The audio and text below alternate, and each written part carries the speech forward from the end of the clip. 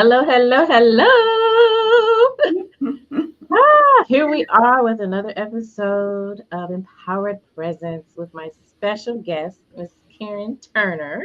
She is going to be sharing some of her own journey of self discovery and really talking about the importance of really defining who you are and leveraging your personal brand as a stepping stone into that senior leadership role that you've been looking at.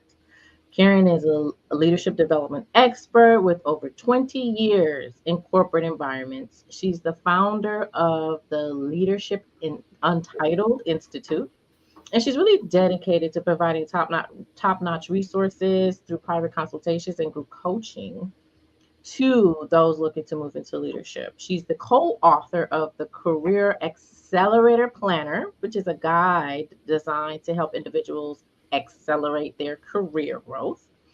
And she has a wonderful reputation as a servant leader who has allowed her teams to achieve extraordinary results focused around the organizational goals. She's also the host of a podcast titled Leadership Untitled with Kareen Turner, where she shares best practices and strategies to lead with excellence, helping individuals and organizations to reach their fullest potential. She's also a certified high performance coach, certified through the High Performance Institute. What a phenomenal young lady. I'm so excited to chat with her today. Welcome, Karen. Thank you. Before we jump in, have to say how much I love your intro music. I was jamming in the backstage area. It's really good. I am on the West Coast, so it is 9 o'clock, 9 a.m. for us over here, and so that was like a really good, way to start the podcast. A good way to get moving into the day. So thank you. Thank you for having me here. I'm excited for our conversation. This is a passion conversation of mine, which I believe began back in when I think about everything that I share publicly, and I think back to my career history. I was like, well, I started doing this without necessarily putting a name to it. A couple of decades ago, in my very first job out of university. And I'm Canadian, so my terms for school may be a little different than perhaps what everyone is used to. So I'll preface that. But in university, I graduated with a bachelor's of English and rhetoric and professional writing. I minored in French, and I immediately went into the, I guess, tech industry. It was a stock photography agency. And I worked there for 6 years in total. And probably around year four, I started thinking about, what do I want to do? Where is this leading me? And I started looking and applying for jobs and wasn't really getting any traction in anything. And so, if in terms of a first step as we have this conversation, it's definitely taking a moment to think about, what do you want in your career? I think that, for me, I did that initial search around the 4 year mark, didn't really get much traction. So year five went by, year six started, and I was just like, okay, what do I want to do? What career do I want to have? And it's okay for you to say, I'm absolutely content here.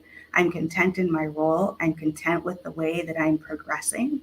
And it's also absolutely okay for you to say, I desire more, whether it is to leave the industry that you're in, to grow in the industry that you're in, to leave the company that you're with.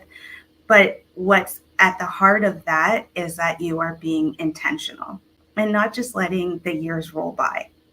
And so at that 6 year mark, I realized that I love nutrition and that I wanted to pursue being a registered dietitian. And so I completely left not just the company, not just that field of work. I was a technical writer, also worked in their new media department. And this will age me, but I worked for the company and helped to test credit card being able to use credit cards on the internet. And that was an incredible advancement at the time that you could actually buy something online with your credit card. So it's been some time. So yeah, not only did I leave that industry, that organization, I also left the country and came into the United States at that point to pursue my master's in public health and become a registered dietitian. And Wow. it was a big shift. So that was kind of like my second career, which I have been in now for just over 15 years. So And let me ask you this. yeah, One, I had no idea you were Canadian. That would explain why okay, so nice. Canadians I'll take it. and two, that was a totally different thing. How did you said you realized you love nutrition. Well, how did you realize that? Because sometimes Yeah, we love things, but we don't realize that it could be a career. So how did you just, right. figure out like I love nutrition and I can make this a career? Tell us a little bit about that discovery. Yeah, well, that's a really good question because, again, it is going back a couple of decades. So, in general, I was at the time surrounding myself with nutrition information.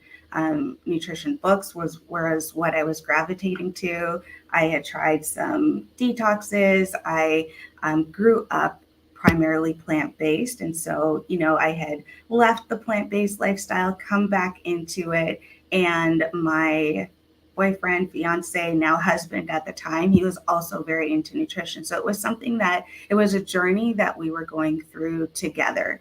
And I met someone actually at a festival in Toronto, and she was a registered dietitian and she owned her own company.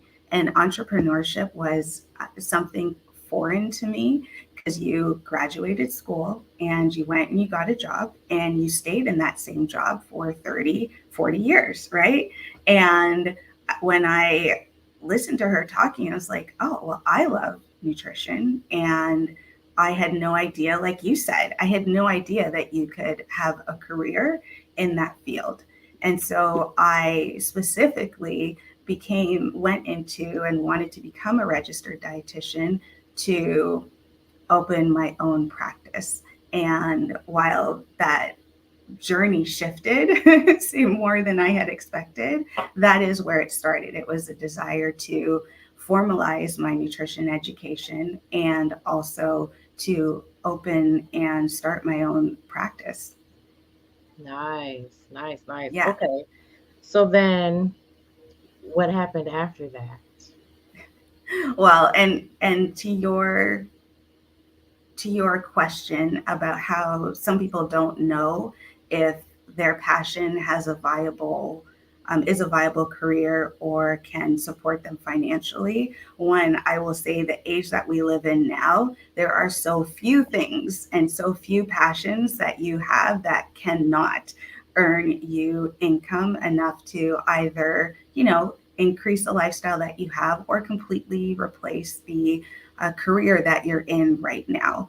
So get out there, see what the interest is, do your research. But again, being intentional. It all goes to being intentional. While I just had a chance meeting and that sparked my interest, that may be where you are too. But after that chance meeting, I did my research. I initially thought that becoming a registered dietitian was because it was a brief conversation with the dietitian. And now looking back, I should have gotten her contact information and contacted her. And that's also one of my tips as well for taking control of your career and your professional growth, is finding those contacts, finding mentors, finding coaches. But I did my research. I thought it was going to be a certificate, like something I could do over a weekend, maybe a week. I had no idea that it was a full degree. And the way that I ended up here in the United States was that I would be able to pursue my master's rather than in Canada having to do a whole other undergraduate degree again. Mhm. And then I we moved to Southern California, did my education, and then I wanted to just gain experience, and that's how I entered into healthcare. And I entered straight into leadership, which is one of the, uh, for me, during school, that's what my professor said. You'll probably end up in leadership. And I thought that was a threat because I did not want to be a leader. So, like, I will Mm. never take a leadership role. I do not want to be in management. And my first job out of school was management. And So hold on. We're gonna have to yes, talk about this part right here because yes, usually, typically, some people I have come across some folks that had your same attitude where nope, I'm not interested in being a leader. But most people, the trajectory is I want to be the boss. yeah, So funny enough, you didn't want it, but it you were given, you were granted. yes, yes, So how ironic is that? And like, yes. why do you think that is? That even the professor saw your leadership qualities, even though you repelled it. Well, I mean, I did take the lead on quite a few Hmm. projects Hmm. in terms of being present, helping to plan health fairs, being the one to rally, our School of Public Health, Nutrition Service, Nutrition Department or colleagues.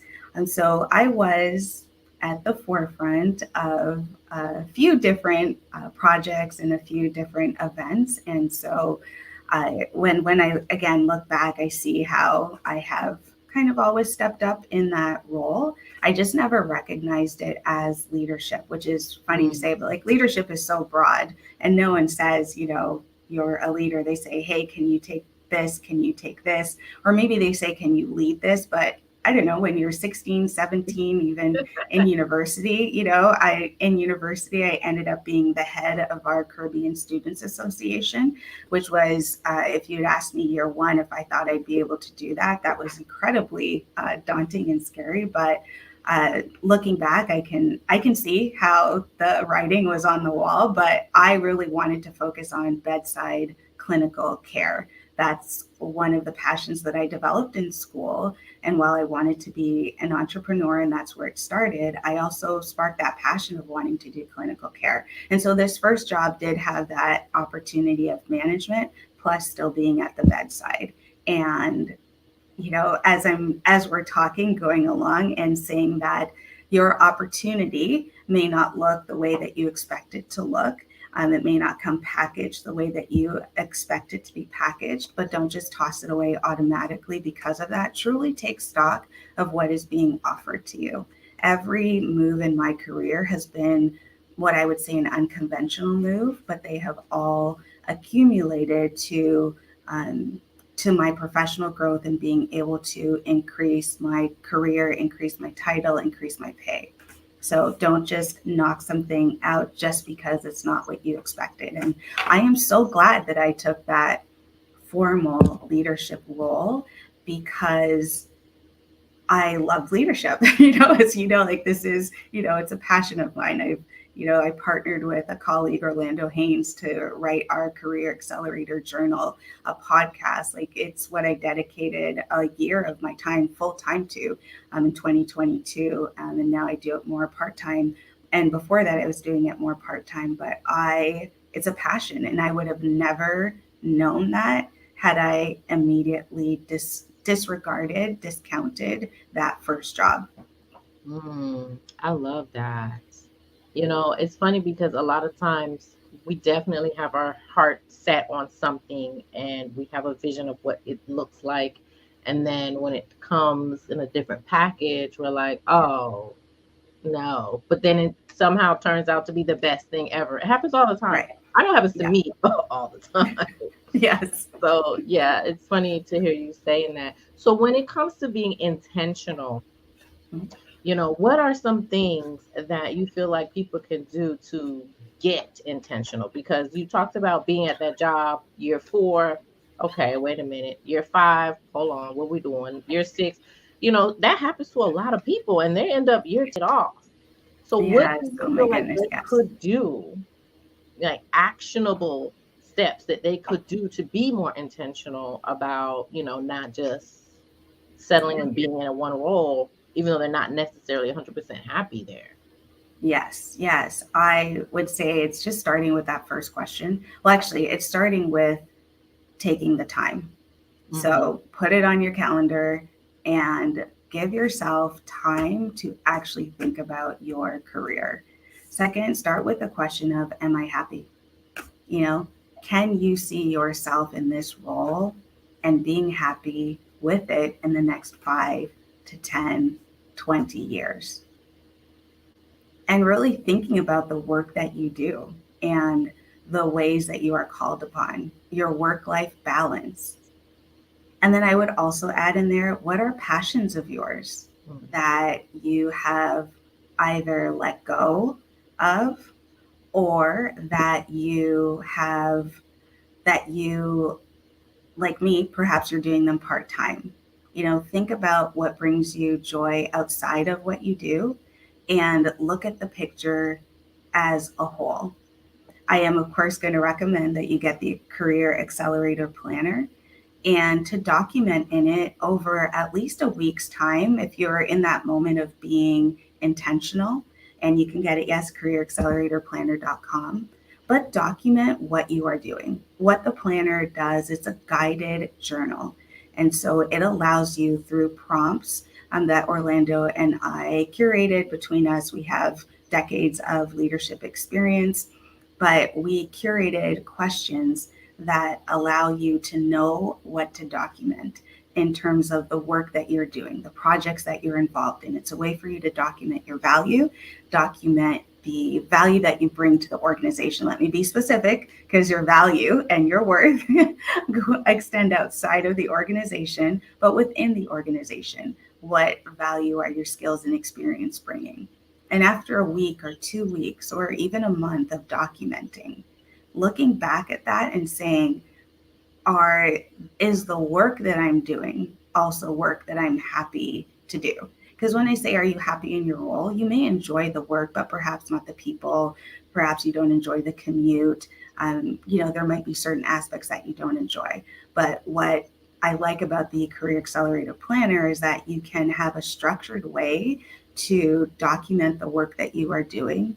And then, like I said, in a month, in 2 weeks to a month, look back and see, do I actually enjoy the work that I'm doing? Am I enjoying this work? And Mm-hmm. having those honest conversations. I was watching on Instagram, and I don't remember the creator's name, but she was challenging, it's a therapist, she was challenging women specifically, and women of color specifically, to say what brings us joy outside of work. What are activities that you do for yourself that is not related to something you're doing for your children, something you perhaps are doing for a spouse or family, because those things can bring us joy. But what do you do for yourself? What do you have as your own? So I also encourage you to think of that aspect too, because sometimes our discontent in our work can come from the fact that we don't have a space for ourselves outside of work, that we don't have an outlet outside of work. So before you throw, the baby away with the bathwater, think about what you have for yourself, just for yourself outside of work, because that may be contributing to some of the discontent you are feeling professionally. Mm-hmm. That's amazing. And when you talk about loving your work, Hmm. when I was writing resumes, Yes. one of my questions was always, why do you love your work? Assuming that you loved your work, Yes. right? I'm sure you got some great responses. Yeah, Yeah. uh, no one, I don't remember anyone really saying, I don't love this work, Yeah. even though that may have been how they felt. But loving your work is something that I think a lot of people find far fetched because Mm, they detach love, enjoyment, yeah. they detach it from work. Work is almost not supposed to be enjoyable. It's a Yes. Oh my, part yeah. of life that we have to do. And there's no such thing as loving your work. You go to work to get your paycheck to take care of your family. That's work. Work is work. Yeah. There's no room for enjoyment. And then you Yes. got to find joy elsewhere. I Hmm. think a lot of people have that belief. And I think I love what you're saying, that you can make space for all of it, and you can enjoy your work and love your work. And I know a lot of people say, when you love your work, it doesn't feel like work Yeah. and all of that. But like, how do you move from something that I love doing? Like, I love writing, I love drawing, I love the beach, right? I love, I don't know, whatever. Yeah. But then you're a nurse, right? And none of the things that you love are incorporated into your work. How does one then find that balance or bring joy into their work? Do they need to, Yeah. quit completely and find a whole new career? Or is there ways to sprinkle some joy into the work that you see as just work? Yeah. And, you know, I think that goes back to, what I was just sharing in terms of, are you finding time for those things that you love outside of work, right? Because we're not at work 24/7, 7 days a week. I pray that is not your situation if you're listening out there, that you have time for yourself. And that might also be a conversation, your work life balance. And, while you may enjoy the work that you do, and I do think it's possible to love your work, you may not love it every day. And there are some days where it may feel like work, even if you love what you're doing, and that's okay too, because we're humans. We have a range of emotions and experiences, and it doesn't mean that you're not in the space where you're meant to be because you have bad days, even consecutive bad days, or even seasons where you don't feel fulfilled. But that doesn't mean that you're not in your place of purpose. And that's where I go back to having a mentor and a coach to help work you through and walk you through those times, right? To see, are you all aligned? So finding space outside to fulfill and do and have your passions with you. And then truly, your nurse example being in healthcare. I see nurses who, have their badge buddies that have something to do with a passion. And it's also great because as they're working with patients notice those things, and then they have a conversation and they're able to bring in part of themselves and who they are into their work. If you were to come into my office at work, it's pretty devoid of any kind of personalization. And people often comment on that. But my cell phone is what brings me joy because I have all of my family pictures and my kids' pictures and everything else, places that I've gone. And when I am feeling down, or just, want a bit of an uplift, that I reach for my phone and I look at pictures and I remind myself of the joy that I have outside of work. I remind myself of the value that I have outside of work. And it just bolsters me. It also reminds me of my why. Why am I here? Why am I doing this? For some people, it may mean you need to quit and find something else that allows you more time to do what it is that you need to do.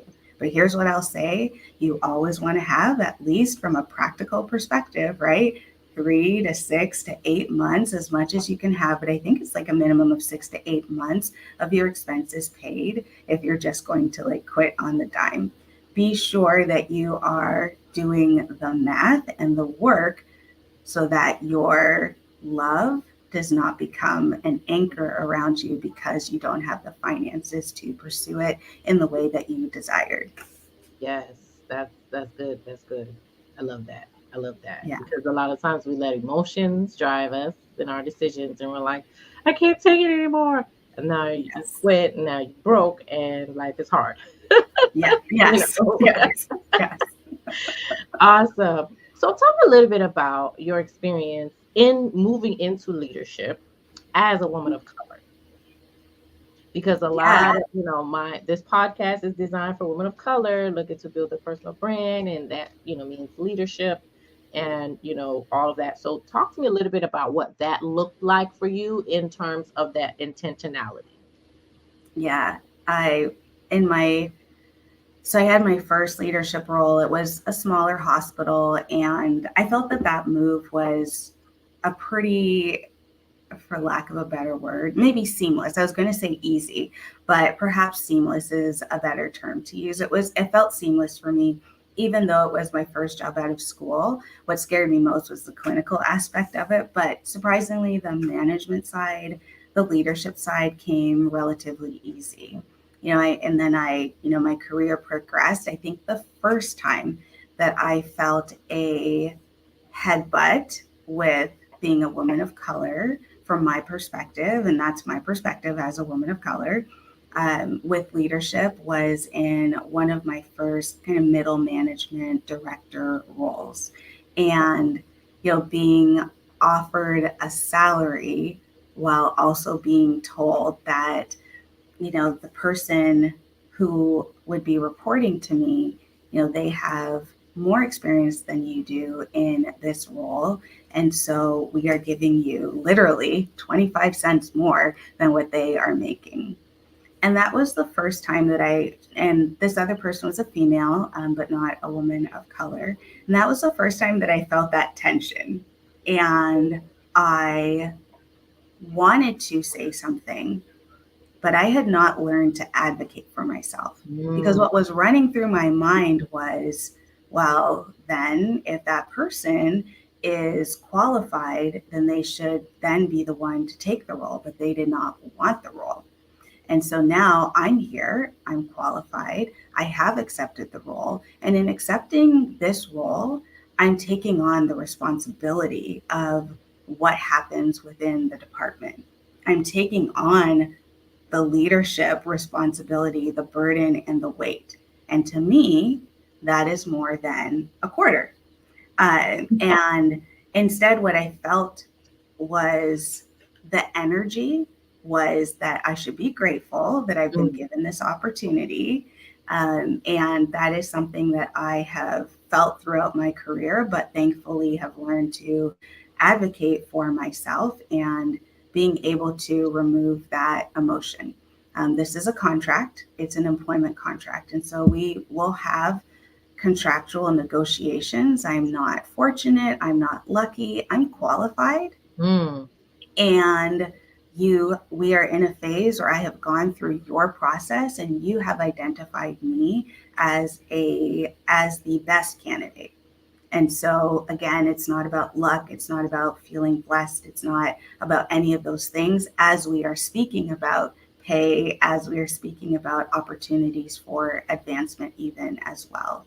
And so I did, in that position, eventually speak to a new boss, and said, which was really hard for me. And so what I did is I typed it onto my annual evaluation so that I could not back out of it. Mm. I typed that one of my goals or one of my requests for the coming year was for a salary reconsideration. And so I forced the conversation. I was told that it likely wouldn't happen, but thank you for sharing, only to find out that I had been put on um, a manager's band of pay range, rather than a director step. And so, had I never said anything, so I did end up getting an increase, but also I should have been getting more in the first place because I wasn't even on the right pay scale Wow. for my position. So, this is probably one of the hardest, at least for me, I'll say for me and the clients that I have worked with, is the advocacy around pay, is the advocacy around knowing how to express our experience and skills and expertise in a way that equals to equal pay. And that is something I'm very passionate about. Our equal pay day is every single year. And, what it is how long it takes for women to earn the equivalent of what a man earned in the previous year. And the goal should be at December 31st, men and all women have earned the same amount for the work that they do. But instead, at the end of December 31st, 2022, it takes until March, I think, for Caucasian and Asian women to earn the same pay. And for Black women, the date varies between August and September. And then women, Latinas, it's into December. And then Native American women, it's, towards the end of the year into the next year. And that adds up to about, I think, $40 million. It's a ton of money that we are losing as women of color. So it's important that we advocate, because when we do that, it's not just for ourselves, it's also for, us as a community. And Yeah. so that's where I have felt the greatest tension, Mhm. is the one, you should feel lucky, and hearing those shades of that, and really working to remove that and advocate. And it is something that I still, continually work to develop and grow that muscle of advocating, and for stating facts. And like you said, not getting caught up in emotion. And it is the biggest area of coaching that I do with my clients, is around advocating and feeling comfortable advocating and being prepared to advocate. Because a lot Yeah. of times these conversations catch us off guard, and being prepared. Again, one of the reasons that I also love the Career Accelerator Planner is because if you're carrying that with you and you have filled it out, you've completed it, answered the prompts of the work that you're doing, no one will be able to catch you off guard, because you will always have it with you. Mhm. And even if you're pulled into a conversation, you will have it, and you can say, here's what I've done in the last 3 months. Here's what I've done in the last half year. And here's how it's helped the organization. So I'm ready to have this conversation, but it's about documenting and being able to come with facts. Yes, because if you stay ready, you don't have to get ready. You don't have to get ready. That's right. That's right. I love it. I love it all because these are things that we need to know as women of color. We need to know because we just and I think a lot of us do innately feel blessed Yes. and grateful. I think Yeah. it's a nurturing and conditioning as we've grown from generation to generation, right? When Yeah. you break that all down, it's like you better hush, you do the people job Yes. because Yes. right, and we bring that even if we don't necessarily say it out loud. It's a subconscious thing I think we carry, and the fact that, like you said, I am not fortunate, I'm not lucky, I'm Yeah. qualified. That's a quote. Yes. We need Yes. that on a t-shirt. Actually, I was thinking the same thing. I was like, you know what? I'm That's a t-shirt. Yes. I love that. I'm qualified, so pay Yeah. me, right? Yeah. And I also get very passionate about this because in the resume writing world, I see the salaries. One of my standard questions is salary, Yeah. and these Caucasian men, they don't give a damn. Yeah. They're asking for their money and they're getting it. Yeah. And Yeah. but we tend to shy away from the conversation. We tend to lowball ourselves Yes. because we're Yes. not, we're not ready. We're not staying ready. And I think it comes with one, a level of self-worth, right? Yes. To know we are worth it and we do, you know, deserve to be paid Yeah. accordingly because we come with a certain level of excellence that's also been ingrained in us Yeah. to be better. And we need to be paid. We make Yeah. it look easy, Yes. right? Yes. We make Yes. it We look do. easy because we've been conditioned to be better. Yeah. And Yeah. so our standard is automatically high, but it's second nature to us. And we don't recognize that we need to be paid. And we don't force others to recognize that we need to be paid either. Yeah. If So, there's one piece of advice that I would say around salary negotiation, because your new job is your greatest point of negotiation. Before you sign the employment agreement, you still have opportunities, and I also share a lot about that, opportunities to increase your salary within the role. But without a doubt, it's that initial negotiation. Never accept that first offer, even if you go back with a $5 increase. yep. Never accept the first offer. Do they know what their budget is, and having worked in corporate, having been in leadership like you, understanding the range and the potential, they're never starting you at the top of the range. So never accept the first offer. And then of course do your research to see what the job is worth and what the job is, what it's commanding in your area if you can. But if not, just do some research so that you're not just taking the first offer. And it also sets the stage for them to know, you are not someone who is easily like, okay, we just have to tell them something and they'll quickly accept it. I think it sets the tone for your career, your employment, sorry about that, your employment, while you are working for the organization. Absolutely. Absolutely. Mic drop. We're done here. Yes. Love this. I love I it. Yeah, I know. We just have a couple minutes. The other part is, as you're advocating, expressing yourself, sharing what you desire and how you desire to grow. If it's within the corporation, one of the things that I did was I stopped there. I would tell my boss what I want, and I felt very proud of myself. Like, look, I'm advocating, I'm expressing myself, but then I would still leave it in my boss's hands, and so I still wasn't in control of my career. I still wasn't in control of my growth because I assumed, well, I've said it, I've said the words, I've said what I want. Um, but I had quite like at least two promotions that I was not considered for, not even given an opportunity to apply. And so that's where I say, express what you want if you want to stay within the organization, but also continue to do your work. Continue to look at jobs within your organization, outside of your organization, and find a benefactor. We've talked about mentors and coaches. They help to keep you motivated, help to keep you focused, help to open your eyes to perhaps blind spots, areas of growth that you have. Your benefactor is the one who is speaking on your behalf. When you are not in the room, they are lifting you up. They are making recommendations. They are specifically helping you into that next role. Sometimes your benefactor and mentor coach can be the same person, but oftentimes it is someone different.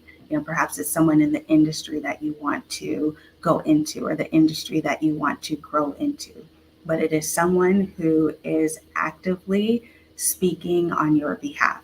You still don't want them to have the control. You're still doing your own work, but it's very important to have a benefactor, someone who you know is on your side and speaking about you in positive ways in rooms where you don't have access. Love it. Yeah. Love that. Oh, this was so good. I appreciate your time Thank and you. your advice and you sharing your story with us. I think a lot of people can resonate with some of the things that you said today. Tell the folks, how they can connect with you. Absolutely. So, we talk about transition. I am in a transition myself as I took stock of my career over the last 15 years and where I want to go. So, I'm in the middle of actually doing a full circle back to nutrition. And, from a personal perspective, focusing on nutrition, and from a professional perspective, expanding my horizons outside of just nutrition services. So, for right now, I encourage you to one, go get the Career Accelerator Planner at careeracceleratorplanner.com. And then if you want to reach out, I'm still accepting some clients from an executive leadership coach perspective. Be sure to connect with me on LinkedIn and you can message me there and we can have a conversation.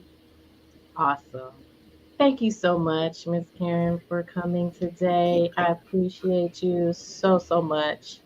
And folks, if you need any support getting into leadership, connect with Karen. If you need to be jotting down all of your accomplishments and the value you bring, grab the planner. And until next time, happy self marketing.